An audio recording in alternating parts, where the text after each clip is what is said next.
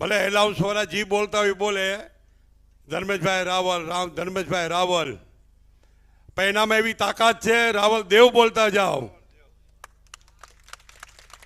તમારા શરીરની અંદર દેવ બોલાવી દેતો અને તમે રાવલ કયો, ધર્મેશ રાવલ રાવલ, તો ટુકારો ન દેવાય. આપણે આપણી માના દીકરા છે તો એ મા કરતાં મોટો છે.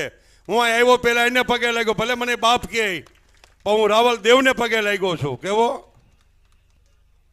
એટલે જિંદગીની અંદર કોઈ બી ડાક વગાડતું હોય ને એને તમે પગે ન લાગો ને તમે હું કોને માંડવામાં આવ્યા બરાબર નથી.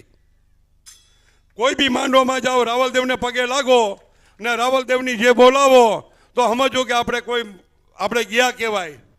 મને બધાએ કીધું અહીં બેવો બાપુ, અને બાપુ ગયો ઘરે, પેલા રાવલદેવના પગે લાગવા જોઈએ. જો તમારા શરીરમાં રાવલદેવ ડાક વગાડીને તમારા શરીરમાં માતાજી લાવતા હોય ને તમે એને રાવલદેવ રાવલ કયો, ધર્મેશ રાવલ, કંઈ કલાકાર નથી, એ એક માતાજીનો ઉપાસક છે. ડાક વગાડવું કંઈ નાની માના ખેલ નથી.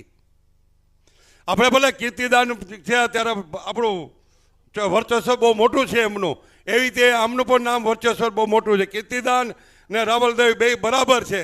આજે આપણા ગુજરાતનું નામ રોશન કરે છે. તો આજથી તમે રાવલદેવ બોલજો એલાઉન્સ વાળા, અને હવે બોલશો તો તમને પાપ, મને પાપ લાગશે.